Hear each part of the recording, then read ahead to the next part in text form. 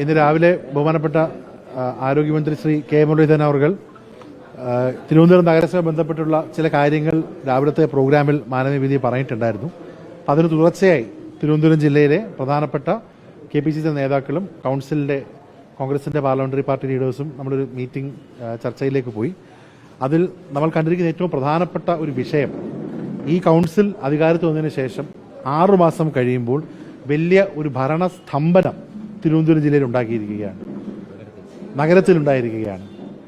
ഇവിടെ ഭരണത്തിൽ വരികയാണെങ്കിൽ പ്രധാനമന്ത്രി വന്ന് വലിയ പദ്ധതികൾ വാരിക്കോരി നൽകും, 45 ദിവസം കൊണ്ട് മാറ്റം ഉണ്ടാവുമെന്ന് പറഞ്ഞിട്ടും കഴിഞ്ഞ ഇടതുപക്ഷം 45 വർഷം ഭരിച്ചതിനേക്കാളും മോശമായിട്ടാണ് ഇന്ന് കോർപ്പറേഷന്റെ ഭരണ സംവിധാനം മുന്നോട്ട് പോകുന്നത്. ഈ നഗരത്തിൽ ഈ KPCC ഇരിക്കുന്ന ശാസ്ത്രമംഗലം വാർഡടക്കം തൊട്ടടുത്തുള്ള മേഖലകൾ എല്ലായിടത്തും 101 വാർഡിലും ഇവിടുത്തെ മാലിന്യ പ്രശ്നം അതിരൂക്ഷമായിരിക്കുകയാണ്. മാലിന്യം ക്ലിയർ ചെയ്യാൻ കഴിയാതെ അതിനുള്ള ശാശ്വതമായിട്ടുള്ള പരിഹാരം എന്താണെന്നുള്ളൊരു തീരുമാനം പോലും എടുക്കാൻ ഒരു കോർപ്പറേഷൻ എങ്ങോട്ടാണ്, ഏത് ദിശയ്ക്കാണ് പോകുന്നുള്ള കാര്യങ്ങൾ പോലും പറയുവാൻ കഴിഞ്ഞിട്ടില്ല. മാലിന്യ പ്രശ്നമാകട്ടെ, തെരുവുനായ വിഷയമാവട്ടെ, കുടിവെള്ള പ്രശ്നമാവട്ടെ, റോഡുകളുടെ ശോച്യാവസ്ഥയാവട്ടെ, കോർപ്പറേഷന് കീഴിലുള്ള സ്ഥാപനങ്ങളുടെ കാര്യമാവട്ടെ, 6 മാസം കൊണ്ട് വലിയ ഒരു ഭരണസ്തംഭനം തിരുവനന്തപുരം നഗരസഭയിൽ ഉണ്ടായിരിക്കുകയാണ്. മേയറും ഡെപ്യൂട്ടി മേയറും കുറേ പ്രോഗ്രാംസിന് പോകുന്നു, കുറേ റീൽസ് ഇടുന്നു എന്നല്ലാതെ ഇവിടെ ഒരു തരത്തിലുള്ള ജീവിത നിലവാരത്തിലുള്ള മാറ്റം സാധാരണക്കാരായിട്ടുള്ള ആളുകൾക്ക് ഉണ്ടായിട്ടില്ല. അപ്പോൾ ഇത്തരത്തിലുള്ള കാര്യങ്ങൾ നമ്മൾ ചർച്ച ചെയ്തിട്ടുണ്ട്. ഈ ഭരണസ്തംഭനത്തിനെ ഒരു പ്രധാനപ്പെട്ട വിഷയമായിട്ട് UDF അഡ്രസ്സ് ചെയ്യാൻ തീരുമാനിച്ചിരിക്കുകയാണ്. LDF ഈ വിഷയത്തിൽ LDF BJP രാഷ്ട്രീയ കളിയാണ് കാണിക്കുന്നത്.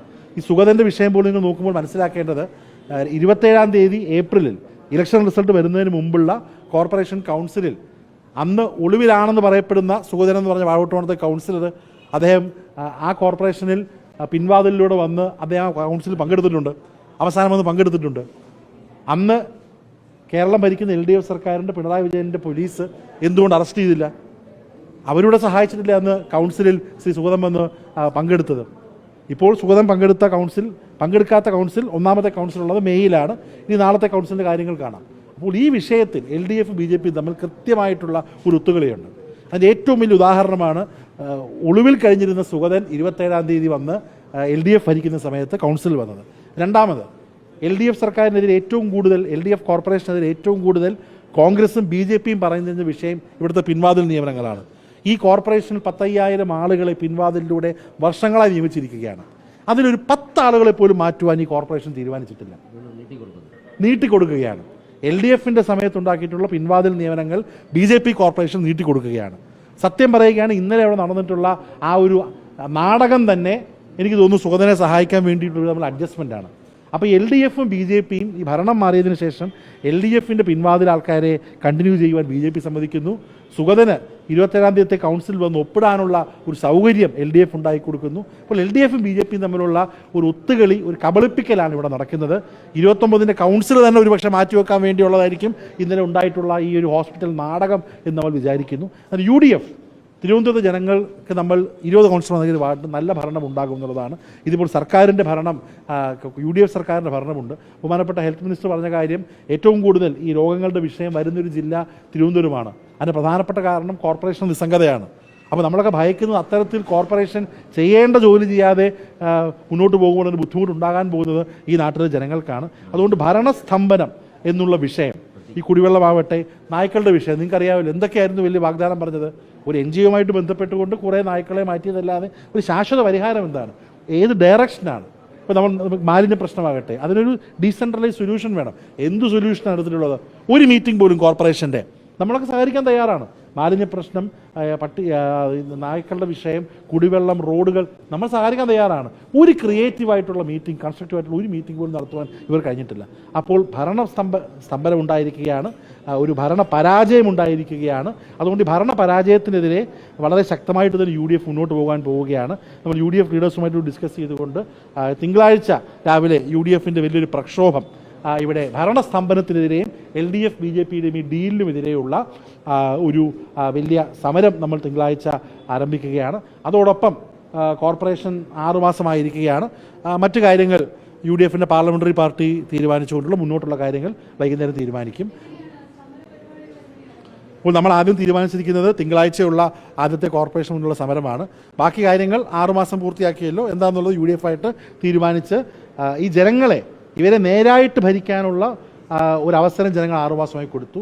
അവർ ഭരിക്കുന്നില്ലെങ്കിൽ അതിനുള്ള താക്കീതുമായിട്ട് തന്നെ UDF മുന്നോട്ട് പോകും. ഇത് LDF BJP തമ്മിലുള്ള കള്ളക്കളിയിൽ നമ്മളില്ല. ഈ സത്യപ്രതിജ്ഞ ലംഘനം നിലവിൽ നടന്നു, അതിന്റെ ഭാഗമായി സത്യപ്രതിജ്ഞ വീണ്ടും ചെയ്തു.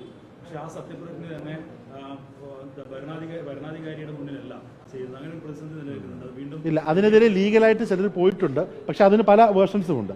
ഞാൻ പറയുന്നത് ആ വിഷയത്തിൽ തന്നെ ബഹുമാനപ്പെട്ട സെക്രട്ടറി കാണിച്ച നിലപാട് ശരിയല്ല എന്നുള്ള അഭിപ്രായക്കാരാണ് എനിക്കുള്ളത്. കാരണം അപ്പം തന്നെ ചാടിക്കയറി സത്യപ്രതിജ്ഞിപ്പിക്കേണ്ട ആവശ്യമൊന്നും ഇല്ലായിരുന്നു. 4 മാസം സമയം കൊടുക്കുന്നുണ്ട്. അതിന് ഉള്ള സൗകര്യങ്ങൾ ബഹുമാനപ്പെട്ട സെക്രട്ടറി കൊടുക്കുമെങ്കിലും അതിൻ്റെ പേപ്പേഴ്സ് പോലും കോടതിയിൽ നിന്ന് വരുന്നതിന് മുമ്പ് 4 മണിക്കൂർ സത്യപ്രതിജ്ഞ ചെയ്യേണ്ട ഒരാവശ്യം കൂടി ഇല്ലായിരുന്നു. അത് സെക്രട്ടറിയൊക്കെ അതിനകത്ത് ഒന്ന് കൈകൊടുത്തു എന്നാണ് വിശ്വസിച്ചത്. ശരിയായിട്ടുള്ള നടപടിക്രമമല്ല. അത് ബഹുമാനപ്പെട്ട തദ്ദേശ വകുപ്പ് മന്ത്രി നമ്മൾ അറിയിച്ചിട്ടുമുണ്ട്. ഞാൻ പറഞ്ഞല്ലോ, നമ്മുടെ പാർലമെന്ററി പാർട്ടി മീറ്റിംഗ് വൈകിട്ടുണ്ട്. 6 മാസം ഒരു ഭരണ സംവിധാനം വരുമ്പോൾ ചില നിയമങ്ങളും സംവിധാനങ്ങളൊക്കെ ആക്ടിനകത്തുണ്ട്. അതെന്താണെന്നുള്ളത് UDF പാർലമെന്ററി പാർട്ടി തീരുമാനിച്ച് നമ്മൾ തീരുമാനം വൈകിട്ട് എടുക്കുന്നതായിരിക്കും.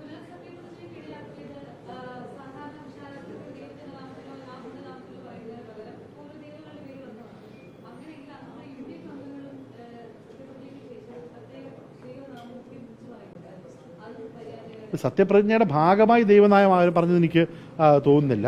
എന്നാൽ അങ്ങനെ വിഷയം ഉണ്ടായിരുന്നെങ്കിൽ എന്തുകൊണ്ട് ഈ കേസിൻ്റെ ഭാഗമായി LDF പറഞ്ഞില്ല? അല്ലെങ്കിൽ അതിന് ബദലായി കോർപ്പറേഷൻ മറുപടി കൊടുത്തപ്പോൾ മേയർ പറഞ്ഞപ്പോൾ എന്തുകൊണ്ട് നിയമപരമായിട്ട് മുന്നോട്ട് പോയില്ല? ഇല്ല, അവർക്ക് അതിനുള്ള 6 മാസം അവർ സമയമുണ്ടായിരുന്നല്ലോ. ഇതിന് മറുപടി കൊടുക്കുമ്പോൾ ബഹുമാനപ്പെട്ട മേയർ അടക്കം ഈ കാര്യത്തിൽ അവർക്ക് അങ്ങനെ സംശയം ഉണ്ടെങ്കിൽ അത് പറയാമായിരുന്നല്ലോ. അത് പറഞ്ഞിട്ടില്ലല്ലോ. എല്ലാം കഴിഞ്ഞിട്ട് അങ്ങനെ ചെയ്തു എന്ന് പറയുന്നതും ഔട്ട് ഓഫ് കോർട്ട് പറയുന്നതും ശരിയായിട്ടുള്ള കാര്യമില്ല. ഇതിൽ BJP ആയിട്ട് ഡീല് UDFിനില്ല. ഡീലുള്ളത് LDFിനാണ്. അവർ പിൻവാതിൽ നിയമങ്ങൾ മുന്നോട്ട് കൊണ്ടുപോകുന്നു, ചില പ്രോജക്റ്റുകൾ ഒരുമിച്ച് മുന്നോട്ട് കൊണ്ടുപോകുന്നു.